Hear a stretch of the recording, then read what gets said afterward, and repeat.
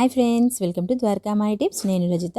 ఇవాల్టి వీడియోలో మీకు పూర్ణం దోసకాయని ఎలా ప్రిపేర్ చేయాలో చూపిస్తానండి. ఇది ఎంత బాగుంటుందంటే ఇందులోకైనా రైస్లో కానీ, ప్లెయిన్ రైస్లో కానీ, చపాతీలో కానీ, బగారా రైస్లో కానీ, నాన్లో కానీ ఎందులోకైనా సూపర్ టేస్టీగా ఉంటుంది. మన వంకాయ మసాలా కంటే కూడా బాగుంటుంది. హెల్త్కి కూడా చాలా మంచిది. చేయడం కూడా చాలా ఫాస్ట్గా చేసేసుకోవచ్చు. అది ఎలాగా చూసేద్దాం. ముందుగా చిన్న చిన్న దోసకాయలు తీసుకోవాలండి. లెమన్ సైజు అయితే ఇంకా బాగా ఉంటాయి. సో నాకు ఈ సైజు దొరికాయి. ఒక 3 తీసుకున్నాను. ఉప్పు వేసి బాగా వాష్ చేసుకోవాలండి, ఎందుకంటే పీల్ అవి తీయం కదా. మేమైతే బుడమకాయలు అంటామండి వీటిని. సో ఇలా చిన్న చిన్న దోసకాయలని ఇలా మధ్యలో ఇలా కట్ చేసుకొని, మధ్యలో స్టఫ్ ఉంటుంది కదా, అది తీసేయాలండి. ఆ ఇత్తులు మొత్తం తీయకండి, సగం వరకే తీయండి. ఆ ఇత్తులు ఉంటేనే టేస్ట్ అనేది చాలా బాగుంటుంది. కొద్ది కొద్దిగా ఇలా హ్యాండ్స్తో ఇలా తీసేసేయాలండి మొత్తము. ఇంకా నాటు దోసకాయలు అయితే ఇంకా బాగుంటాయండి టేస్ట్ అయితే. అవి కాకపోతే అవి చేదది ఉంటాయి కదా, చెక్ చేయాల్సి వస్తుంది. సో అందుకోసం ఇదే తీసుకున్నాను నేను.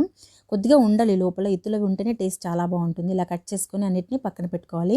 మనం పూర్ణం వంకాయకి ఎలా అయితే మసాలా ప్రిపేర్ చేసుకోవాలో అలా చేసేసుకోవాలండి. ఒక 2 టేబుల్ స్పూన్ పల్లీలు, 1 టేబుల్ స్పూన్ నువ్వుల్ని, కొద్దిగా కొబ్బరిని కూడా, పచ్చి కొబ్బరి కానీ ఎండు కొబ్బరి కానీ మీకు ఏది అవైలబుల్ ఉంటే అది కొద్దిగా వేయించుకోండి. అన్నిటిని ఇలా వేయించుకొని లైట్గా పొడి చేసుకోండి. బాగా ఫైన్గా పొడి చేసుకోవాలి.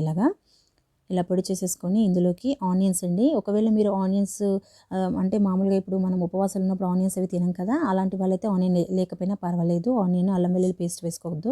నేను ఇక్కడ 2 మీడియం సైజ్ ఆనియన్స్ని ఇలా కట్ చేసుకొని వేసుకున్నాను రఫ్గా. అలాగే 1 టేబుల్ స్పూన్ అల్లం వెల్లుల్లిని, 1 టేబుల్ స్పూన్ కారంని, కొద్దిగా సాల్ట్ని కూడా వేసానండి టేస్ట్ తగ్గట్టుగా. తర్వాత ధనియాల పొడిని కొద్దిగా ఎక్కువ వేసేసుకున్నాను. తర్వాత కొద్దిగా చిన్న సైజు అంతా చింతపండుని కూడా వాష్ చేసుకొని వేసుకోవాలి. అలాగే పచ్చిమిర్చి కూడా వేసేస్తున్నాను. పచ్చిమిర్చి ఆప్షనల్. మీకు ఒకవేళ రెడ్ కలర్గా బాగా ఉండాలి, కలర్ఫుల్గా అంటే కారం ఒక్కటే వేసేసుకోండి, ఒక 2 టేబుల్ స్పూన్. ఇలా బ్లెండ్ చేసుకోవాలండి. కొద్దిగా వాటర్ యాడ్ చేసుకుంటూ బ్లెండ్ చేసుకోవాలి ఫైన్ పేస్ట్ లాగా. ఈ కర్రీని ఇలాగే మీరు ఫ్రిడ్జ్లో పెట్టుకొని 3-4 డేస్ వరకు స్టోర్ చేసుకొని ఎప్పుడు కావాలంటే అప్పుడు మీరు మామూలుగా వెజిటేబుల్స్ అవి లేకపోతే ఇలాగే మసాలా కర్రీ చేసేసుకోవచ్చు.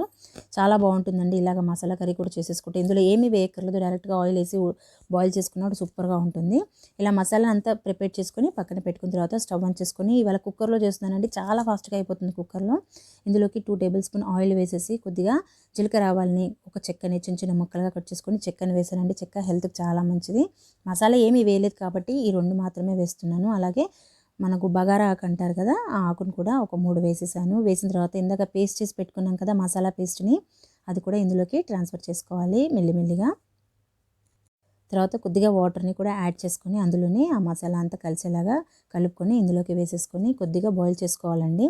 వాటర్ కొద్దిగానే వేస్తున్నాను, ఎందుకంటే మసాలా అంతా ఆయిల్లో బాగా ఉడకనివ్వాలన్నమాట. ఇలాగే మసాలా చెప్పాను కదా, ఇలాగే కర్రీస్ మీరు వెజిటేబుల్స్ ఏవి లేకపోతే ఇలాగే కరివేపాకు వేసేసుకొని బాయిల్ చేసుకొని కర్రీని రెడీ చేసుకోవచ్చు. చాలా టేస్టీగా ఉంటుంది. ఇలా మనం ఒక 1 మినిట్ వరకు బాయిల్ చేయాలండి. మనం వేసిన మసాలాలన్నీ ఆయిల్లో బాగా ఉడుకుతుందనమాట. మీరు ఇలాగే మీకు కర్రీ అనేది గట్టిగా కావాలనుకుంటే ఏం వాటర్ యాడ్ చేసుకోకండి. నేను కొద్దిగా లూజ్గా చేస్తున్నాను కాబట్టి కొద్దిగా వాటర్ని కూడా యాడ్ చేసుకొని ఒక 1 మినిట్ వరకు మళ్ళీ ఆయిల్లోనే ఇలా ఉడికించుకుంటున్నాను. ఎందుకంటే వాటర్ వేసాం కదా, సో అలాగా ఇలా ఉడికినప్పుడు పెద్ద పెద్ద బబుల్స్ వచ్చినప్పుడు ఇందులోకి దోసకాయలని ట్రాన్స్ఫర్ చేసేసుకోవాలండి. మనం మసాలా ఏమి నింపక్కర్లేదు. వంకాయలో మనం వంకాయలో నింపుతాం కదా, అలా ఏం నింపక్కర్లేదు. ఇలా కట్ చేసుకొని ఇందులోకి మసాలా అంతా అయ్యే వరకు ఇలా వేసేసుకొని, అయినా పర్వాలేదు కుక్కర్ పెట్టేస్తాం కదా క్యాప్, అప్పుడు బాగా బాయిల్ అయిపోతుంది అనమాట. సో ఇలా వాచర్ పెట్టేసి కుక్కర్ విజిల్, నేను 1 విజిల్ పెడుతున్నానండి, ఎక్కువేం పెట్టట్లేదు. నా కుక్కర్కి 1 విజిల్కే రైస్ అయిపోతుంది. మీ కుక్కర్ని బట్టి ఒక్కొక్క కుక్కర్ ఒక్కొక్క లాగా వస్తుంది కదా, సో ఆ కుక్కర్ని బట్టి మీరు విజిల్ పెట్టుకోండి.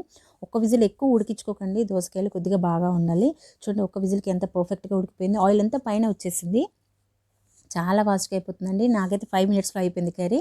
సో ఇలా మీరు ఇన్స్టెంట్గా కర్రీని ఇలా రెడీ చేసుకొని ఎంత బాగుంటుందంటే అంత బాగుంటుంది. కొత్తిమీరని గార్నిష్ చేసుకొని ఎందులోకైనా తినేయచ్చు. హెల్త్ కూడా చాలా మంచిదండి. చాలా చాలా టేస్టీగా ఉంటుందండి.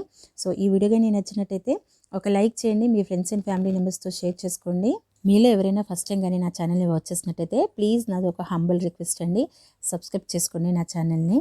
మీరు సబ్స్క్రైబ్ చేసుకుంటేనే నన్ను ఎంకరేజ్ చేసిన వాళ్ళు అవుతారు. So please subscribe. Thanks for watching.